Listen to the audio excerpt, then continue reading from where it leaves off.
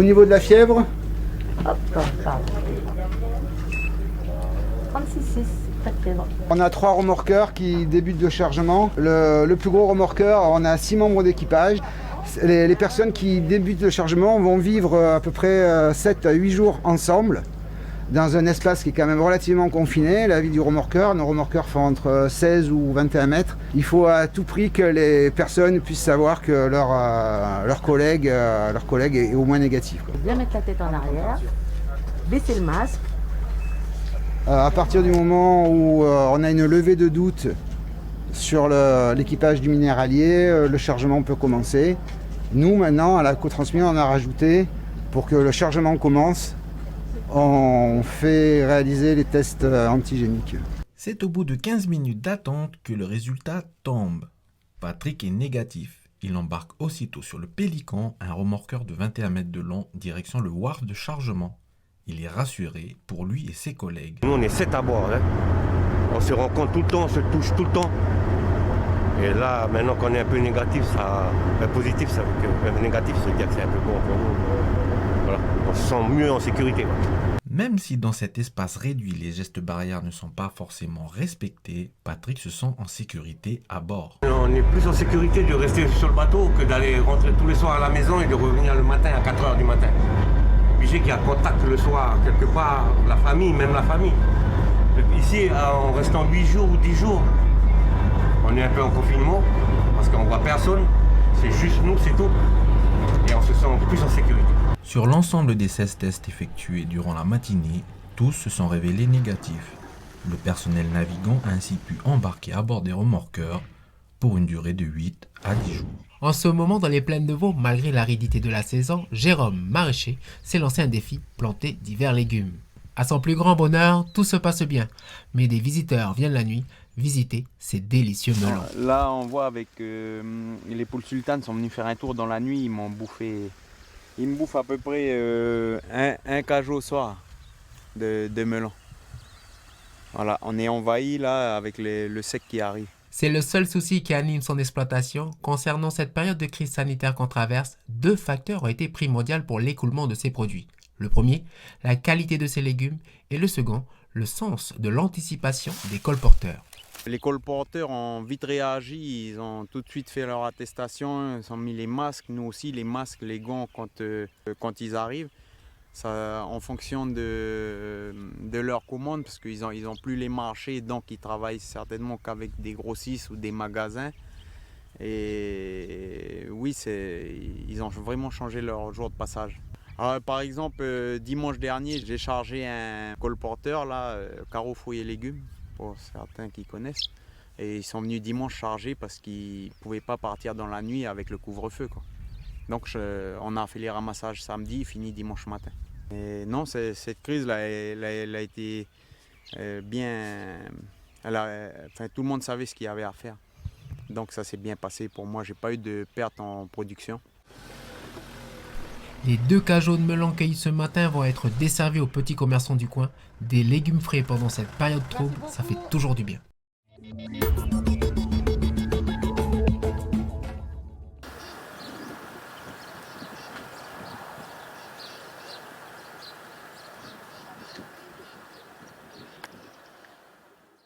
Daria et Patou participent aux funérailles de leurs proches depuis l'extérieur. Seules 10 personnes de leur famille ont pu entrer dans le centre funéraire pour assister aux obsèques. C'est le seul moment qu'elles pourront voir de leurs propres yeux d'ici. Le corps étant amené de l'autre côté du cimetière, elles ne pourront plus rien voir après.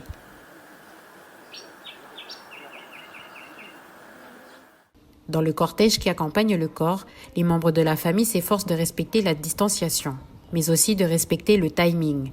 Les familles ont 2 heures pour procéder à l'inhumation de leurs proches. 1 heure de veillée et 1 heure pour la cérémonie religieuse et l'enterrement. D'autant que de nombreuses familles attendent leur tour à l'extérieur.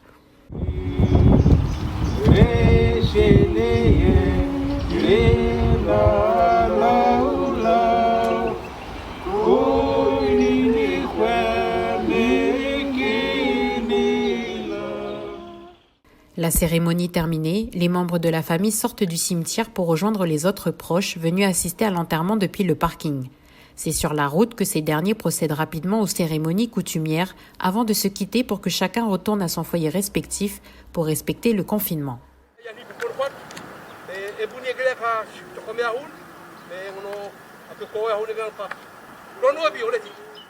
On a suivi les consignes qui ont été dites par les instances. On peut toujours dire qu'il y a un inconvénient, mais on accepte. Malgré nous, on accepte. Je peux dire qu'on a fait l'essentiel. L'essentiel de la coutume a été fait. Je dirais que c'est dans 2 mois ou 3 mois, dès que la situation le permet, on reprend les coutumes d'un deuil. Donc c'est pas terminé, c'est provisoire. Il est dans sa demeure provisoire et sa demeure définitive, c'est selon le temps. Si le temps le permettra, on terminera le travail. Si le protocole n'autorise que 10 personnes à participer aux obsèques, dans le parking, nombreux sont les proches qui sont venus accompagner leurs défunts dans leur dernière demeure. La fièvre, Hop, pardon. 36,6, pas de fièvre. on a 3 remorqueurs qui débutent le chargement. Le plus gros remorqueur, on a 6 membres d'équipage. Les personnes qui débutent le chargement vont vivre à peu près 7 à 8 jours ensemble dans un espace qui est quand même relativement confiné. La vie du remorqueur, nos remorqueurs font entre 16 ou 21 mètres. Il faut à tout prix que les personnes puissent savoir que leur collègue est au moins négatif. Bien mettre la tête en arrière, baisser le masque. À partir du moment où on a une levée de doute sur l'équipage du minéralier, le chargement peut commencer. Nous, maintenant, à la co-transmission, on a rajouté, pour que le chargement commence, on fait réaliser les tests antigéniques. C'est au bout de 15 minutes d'attente que le résultat tombe. Patrick est négatif. Il embarque aussitôt sur le Pélican, un remorqueur de 21 mètres de long, direction le wharf de chargement. Il est rassuré pour lui et ses collègues. Nous, on est 7 à bord. Hein. On se rencontre tout le temps, on se touche tout le temps. Et là, maintenant qu'on est un peu négatif, positif, ça veut dire négatif, ça veut dire que c'est un peu bon pour nous. Voilà. On se sent mieux en sécurité. Même si dans cet espace réduit, les gestes barrières ne sont pas forcément respectés, Patrick se sent en sécurité à bord. On est plus en sécurité de rester sur le bateau que d'aller rentrer tous les soirs à la maison et de revenir le matin à 4h du matin. Obligé qu'il y a contact le soir, quelque part, la famille, même la famille.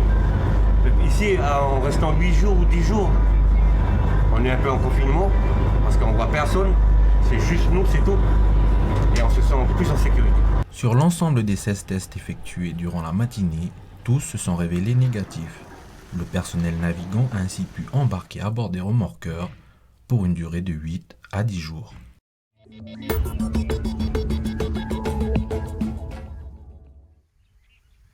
Niché à 1000 mètres d'altitude, comment la tribu la plus haute du territoire vit son confinement, rencontre avec Jean-Paul et sa famille pendant la pause de Niaouli autour de la case.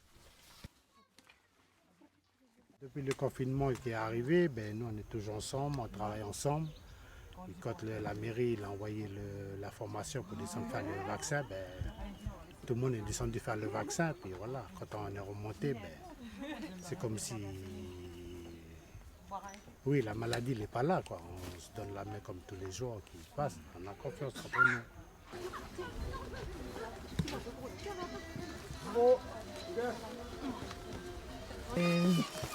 Qua pièce là, tani botin da ti ben ba to ko to to. Boucher va wen to. Ni ko je tambia. Ni wa tambia. Dans les moments comme aujourd'hui, confinement, on se retrouve, on se partage des... Aujourd'hui, on a fait un four pour que voilà, tout le monde va se partager aujourd'hui.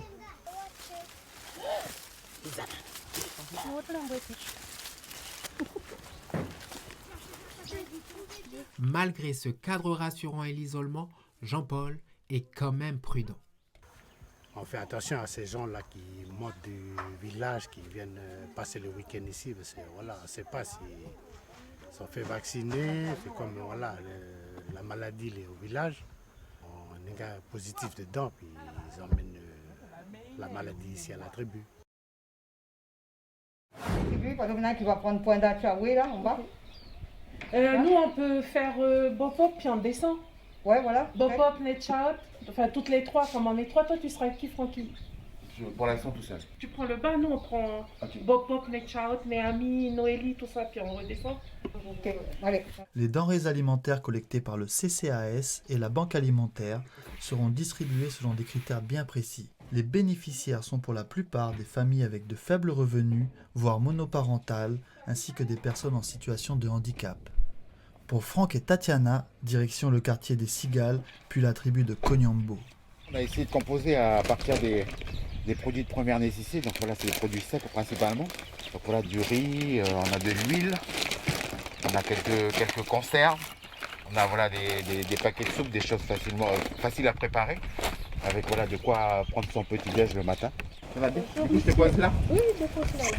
Merci, c'est gentil. Merci bien pour votre aide. Donc voilà, c'est juste pour vous aider à passer la petite période là. Ok. Je remercie du fond du cœur du CCAS d'avoir pensé à moi. Ça m'aide beaucoup pour comme l'alimentation pour mes enfants et m'en sortir pendant le confinement surtout. Merci beaucoup. Allez, au revoir. Bonne semaine, bon courage. Des produits secs voilà, qu'on a essayé de composer avec ce qui nous est arrivé de nos mains et puis les dents de la mairie de Coné.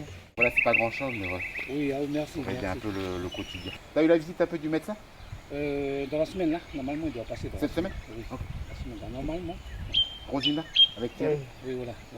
On essaie de s'échanger des informations et puis pour que les administrés et puis les personnes comme Max voilà, restent le mieux informés possible de l'évolution de la situation et puis de l'actualité de manière générale. Voilà.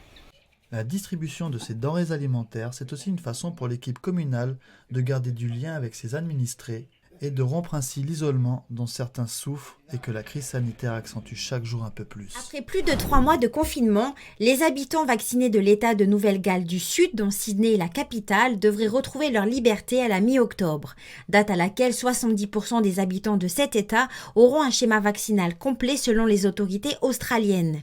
Une campagne lente au début qui s'est accélérée par la suite, permettant ainsi aux dirigeants d'établir un plan de réouverture.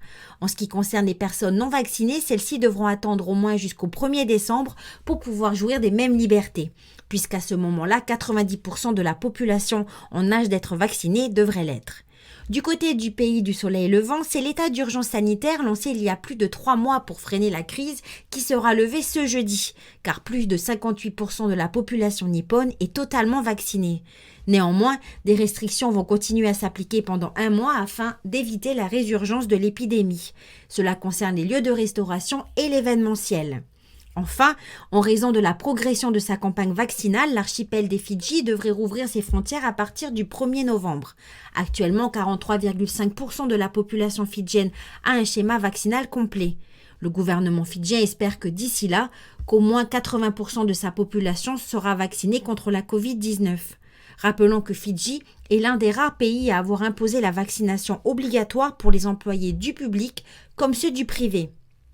En tout cas, c'est une super nouvelle pour les futurs vacanciers qui devront néanmoins avoir un schéma vaccinal complet, présenter un test PCR négatif et arriver d'un pays classé en liste verte, c'est-à-dire un pays dans lequel aucune circulation active du virus n'est observée et aucun variant préoccupant n'est recensé.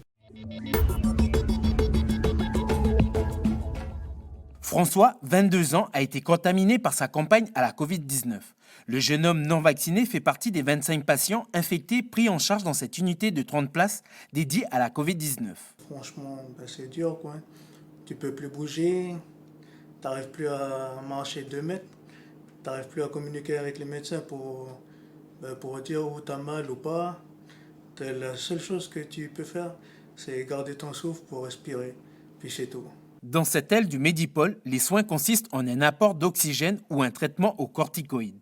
Pour les équipes soignantes, les contraintes de l'isolement riment avec une charge de travail supplémentaire. Là, on profite de ce moment d'accalmie, puisque depuis hier, c'est un petit peu plus calme, pour remplir. On a ce chariot, en fait, qui sont dans chaque chambre. Et on est censé avoir tout le matériel dont on a besoin qui sont dans le chariot, donc tout ce qu'il faut pour perfuser, pour faire une prise de sang. S'il y a un patient on doit lui augmenter le débit d'oxygène, il faut qu'on puisse lui mettre un masque. Et en fait, tous ces chariots, ils sont vides depuis 2 semaines parce qu'on n'a pas le temps de les remplir. Donc on profite cet après-midi d'avoir un peu de temps pour le faire. Dans l'unité, les patients sont placés systématiquement en chambre seule. Selon l'état de santé du patient, ils sont ensuite redirigés en réanimation ou en hôpital. C'est des gens qui peuvent être jeunes, qui sont juste trop gros. Et dans un autre contexte, ils auraient pu avoir une place, mais là, vu qu'on en a trop, ils n'ont pas de place en réanimation. Voilà. Donc du coup, ça fait que les décès sont quand même assez nombreux et compliqués. Avec cette crise sanitaire, l'unité adapte le nombre de lits en fonction du flux de patients. Il y avait ici 7 lits qui étaient dédiés à tous les patients qui étaient positifs, qui revenaient positifs par exemple en hôtel. Donc ils ont été mis dans ces lits-là, la première rangée. Et sinon, le reste du service de 21 lits, c'était des patients non Covid. Et donc après, dès qu'on a eu les premiers cas, en fait, tout cas positif Covid venait dans notre unité. Et plus ça se remplissait, après les services petit à petit fermés et devenaient complètement Covid. En moyenne, les patients Covid dans cette unité sont hospitalisés entre 10 à 15 jours. 90% des patients ne sont pas vaccinés et ont un âge compris entre 20 et 80 ans. C'est surtout que je suis trop stressée. Trop. D'accord. Stressée par rapport à la maladie ou au vaccin? La maladie, le vaccin, mais c'est vrai que... Tout ce qui se passe en ce moment. Comment? Tout ce qui se passe en ce moment. Oui, tout ce qui se passe en ce moment. Marceline, habitante de Chaput, avait beaucoup de réticence à se faire vacciner. Elle profite du passage de l'équipe médicale à la tribu pour dissiper ses derniers doutes. Moi, c'est la première fois. Je suis restée à la maison, c'est parce que j'avais peur du vaccin. J'avais peur des effets secondaires et tout. Mais j'étais bien obligée de venir parce qu'il y a beaucoup de cas. Et puis là, j'ai entendu qu'il y a un cousin, et puis il y a beaucoup qui meurent, et puis que c'est des personnes de la famille. Voilà, ici à Chaput. Et ce matin, il y avait une mamie qui est décédée sur mon mère. Depuis plus de 30 ans, Isabelle de Frémicourt exerce comme médecin sur les îles Loyauté. Convaincre de l'importance de la vaccination contre le Covid s'inscrit dans un travail de concertation au long cours. Et nous, on parle rationnellement, on parle de choses qui sont prouvées, qui sont expérimentées. On va donner des informations qui sont connues, on ne va pas donner de fausses informations. Donc, effectivement, on est dans le rationnel. Donc, le rationnel contre l'irrationnel, c'est pas toujours facile. Donc, il faut aller chercher les gens, il faut les faire parler, il faut leur faire exprimer leurs doutes et leurs peurs pour qu'on arrive à répondre à ça. La tribu de Chaput a mis en place une cellule de crise dès le premier confinement, ce qui permet aux autorités coutumières et religieuses de parler d'une même voix auprès des habitants. C'est une chance pour nous, ici sur l'IFO, d'avoir ces points de vaccination de proximité. Dans notre commune, je pense que tout le monde n'a pas cette chance-là. Et le fait d'être là, présent ce matin avec la population de la tribu, ça permet de les inciter à pouvoir se faire vacciner également. Toute la population est touchée, donc j'ai pas envie de parler de comorbidité, etc. Donc il faut que tout le monde vraiment aille se faire vacciner. Voilà. Le CRAT, il est ouvert à tout le monde sur Internet, c'est une base de données fiable. Et on peut taper dans la barre de recherche toutes les substances, tous les médicaments dont le vaccin Covid fait partie. Donc le vaccin Pfizer, il y a même le Moderna. Et sur le CRAT, c'est répertorié en fait les substances qui seraient tératogènes pour l'enfant pendant la grossesse et aussi pendant l'allaitement. À Chaput, l'objectif de la vaccination a été bien rempli, puisque la totalité des 70 doses a été administrée. Environ 50 pour une deuxième dose et 20 pour une première. Du coup, là, s'il y a un patient qui arrive en urgence Covid, détresse respiratoire, ou s'il y a une réanimation à faire, ou vraiment une prise en charge urgente, on s'est aménagé la chambre 12 comme un box de déchoc. Donc, tu as tout le nécessaire dedans. Tu vois, on s'est mis un chariot. Lila, infirmière en poste à Pointe-Nimier, donne les derniers renseignements à Fatima, arrivée il y a peu de temps de métropole avec la réserve sanitaire. Et voilà, je pense qu'on t'a tout dit. Je ne sais pas si tu avais vu ça, on t'a montré. C'est le classeur protocole où on a tous les numéros importants, les régulateurs pour l'hôtel, les régulateurs pour le Covid, savoir les patients, le tri, comment ça se passe. Bon, c'est pas nous qui choisissons, c'est les médecins, mais au moins on a tout qui est répertorié là-dedans.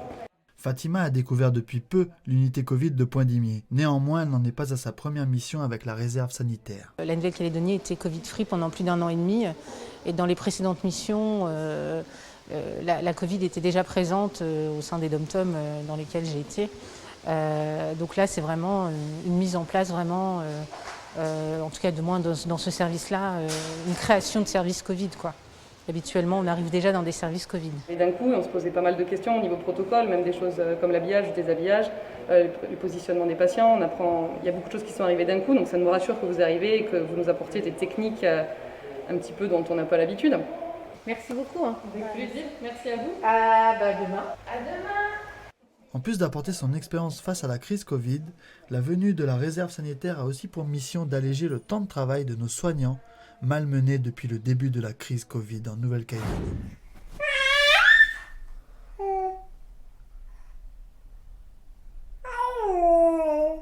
Enceinte en 2020, alors que le Covid avait déjà été présent sur le territoire, Kathleen s'est tout de suite posé la question du vaccin. À l'époque, il était autorisé en métropole, mais pas en Nouvelle-Calédonie pour les femmes enceintes. Après son accouchement, en mai 2021, elle a décidé rapidement de franchir le cap. Je me suis posé la question de quoi j'avais le plus peur. Est-ce que j'avais plus peur de la Covid ou j'avais plus peur du vaccin, concrètement ? Et en devenant maman, je me suis rendu compte que non seulement il fallait que je protège mon bébé, mais il fallait surtout que je me protège moi. Parce que maintenant, j'ai une responsabilité et je ne veux pas mourir, je ne vais pas laisser mon bébé tout seul. Donc en fait, non, j'ai vraiment pas hésité une seule seconde. Toutes les personnes du monde médical que j'ai interrogées m'ont dit qu'au contraire, c'était très positif pour mon bébé parce que j'allais pouvoir lui transmettre un minimum d'anticorps. Les études qui ont été menées ont prouvé qu'aucune complication suite au vaccin n'avait lieu pour les femmes allaitantes comme chez leur bébé. On sait maintenant que c'est des vaccins à ARN messager, qui ne transportent pas le virus, donc il n'y a aucun risque que le virus passe dans le lait maternel et donc infecte le bébé. L'ARN messager est très fragile, il se détruit très rapidement en fait, après l'injection par l'organisme lui-même et il ne se retrouve pas non plus dans le lait maternel. Ça a été vraiment identifié. Une injection chez la mère, quelques semaines après, on identifie des anticorps post-vaccinaux dans le lait maternel. Donc on peut effectivement espérer qu'ensuite le bébé puisse être protégé, alors pas forcément à 100%, il ne faut pas considérer qu'il n'a aucun risque d'attraper le coronavirus, mais en tout cas il peut être protégé en ingérant du lait maternel et donc des anticorps qui peuvent se retrouver dans son organisme et dans son intestin, et donc effectivement qui pourraient le protéger contre le coronavirus en plus. Fait rassurant, en métropole, l'Association des lactariums de France, centre de collecte et de distribution de lait maternel à destination des bébés ne pouvant être allaités par leur mère, n'exclut pas le lait issu de femmes vaccinées contre le Covid. Mais parfois, ce sont les effets secondaires, mal au bras, fatigue ou fièvre éventuelle, qui peuvent faire hésiter les mamans. Étant allaitante ou venant d'accoucher récemment, elle pourrait être plus fragile, etc. Ça a été montré, il y a eu des études dessus, qu'il n'y a pas de différence en fait d'effets secondaires entre des mères allaitantes et des mères non allaitantes. Et par ailleurs, la réponse immunitaire, donc le taux d'anticorps est aussi bon qu'on soit allaitante ou non allaitante. Donc le vaccin est aussi efficace en fait dans les deux cas. Donc c'est pas une raison en fait pour interrompre l'allaitement. La balance bénéfice-risque en fait est beaucoup plus à l'avantage de se faire vacciner. Parce qu'en revanche, si on a une forme grave du Covid parce qu'on n'a pas été vacciné, là, on risque d'être séparé de son bébé si on est hospitalisé pendant plusieurs jours, voire plusieurs semaines. Et là, en revanche, ça peut être vraiment très compliqué en fait pour les familles. Dans le cas des mères allaitantes positives au Covid, on sait que le virus ne passe pas par le lait maternel. Et il est fortement recommandé, par consensus international, de poursuivre l'allaitement en portant un masque et en se lavant les mains avant et après s'être occupé de son bébé.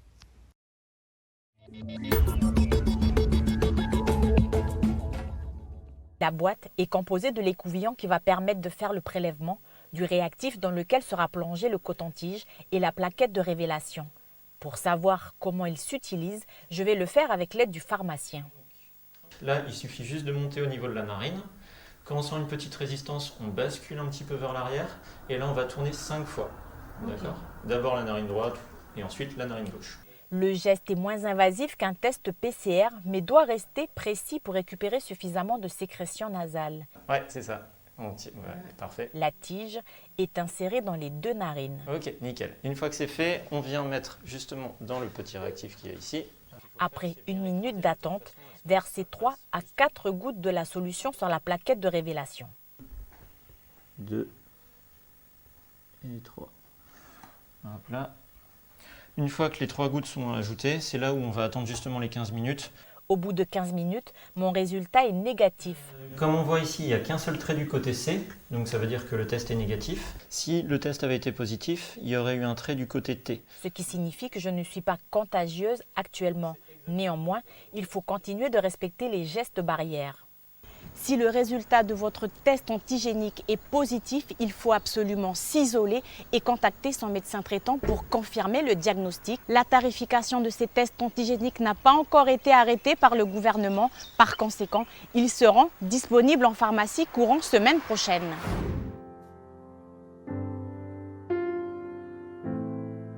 Madame Yewene Nadunin Marguerite née Haeweng est née le 11 janvier 1949 à la tribu de Khépéné dans le district de Wetch sur l'île de Lifu.